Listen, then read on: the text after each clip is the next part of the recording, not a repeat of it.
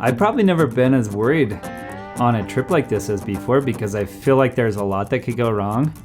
We've all seen the movies where the guy goes out by himself and never comes back. The chance of failure is awesome, and I love embarking on things where I might fail. We can plan as much as we want to, but something's always going to go wrong. Hopefully everything goes smoothly, but I kind of hope it doesn't go smoothly because that's what makes the trip. Hi, I'm calling about a missing person. He never showed up at camp this evening. Where was he supposed to meet you again? What am I gonna bring, you know?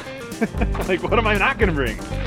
We're about to embark on an epic journey, 3-day bike tour through the desert. So the Kokopelli Trail is 142 miles from Fruta to Moab. It's for the journey, the unknown and just trying something new. We don't know what's gonna happen out there. It could be anything, so I'm excited to do something I haven't done before.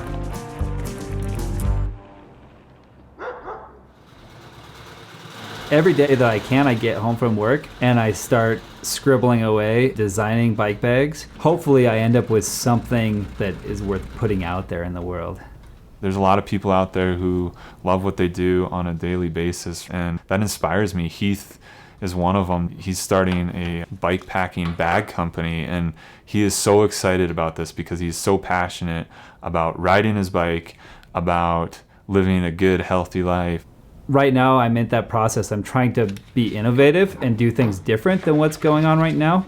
Then also use that as a platform just to get people to go outside and to enjoy the outdoors and just help people to get out of that day-to-day cycle that a lot of people are stuck in. So you could easily fit a small sleeping bag in there. Yeah. I feel like the reason people get sucked into the fast-paced lifestyle is the culture. If you're surrounded by people wearing suits all day, and then you're the guy that is getting out early because you're following your passions, then you kind of become an outlier, you know? You don't really fit in. I think that some people maybe have never experienced that play. We maybe forget what it's like to be a kid, to play, to be outside, to feel the wind, and so then we try to entertain ourselves by watching TV and being on the internet, but it doesn't satisfy us. I've seen a lot of people that they wish they had an out, but they just don't know what it is, or they're too scared to try something. I think the effects of it is we have a society that's just disconnected from the rest of the world, and we don't empathize with each other, we don't empathize with our environment. Then we're stressed out because we're not connecting with nature. It's hard to get out of that mindset.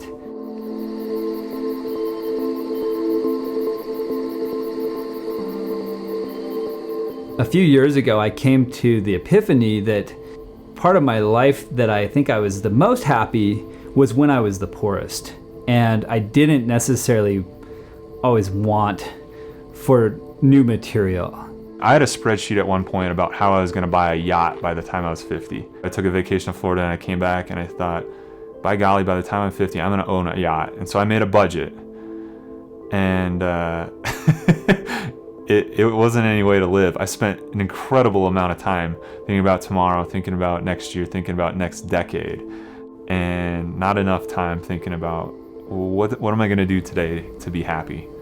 And I think that's kind of what this trip is about, is finding that adventure and craving that more than the greatest thing, the new material thing. Now that I kind of gotten away from that mindset, I'm just thinking about day to day, and I'm a happier person. I think trips like this always end up being a little spiritual for me. Just the pure exhaustion of riding day after day. All you can really feel is pain sometimes, and I have so much on my mind, but when I come back from the ride, like, what did I just think about? I have no idea, but my head is clear, so it kind of figures itself out. Until recently, I really thought that being active was all about getting physically fit, and these days I believe it's healthier for my brain than it is for my body, and that's why I do it. There's a whole movement now of people who just want to be outside, and they want to just be part of the scenery. They're not trying to do something great. They're not trying to beat some record or go a certain distance in a certain day. but just be out there and be part of nature and enjoy every second of it.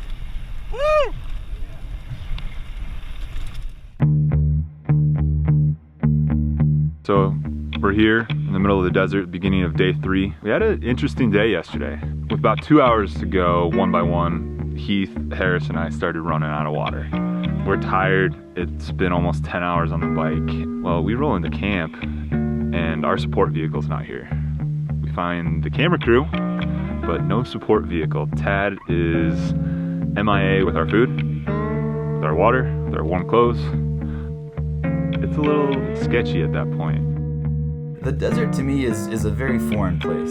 It's very open. There's not much going on, which is kind of scary because you realize you're in the middle of nowhere, you know? And anything can happen. The camera crew was really nice to lend us a couple sleeping bags while they went on a search and rescue mission for Tad.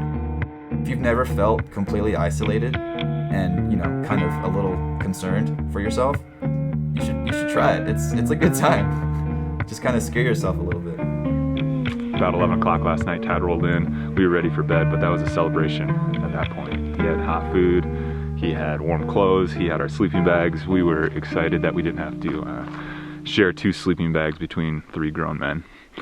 I guess it's an adventure for a reason. Not everything's gonna go right every time, and that's why we're out here, but we're having fun.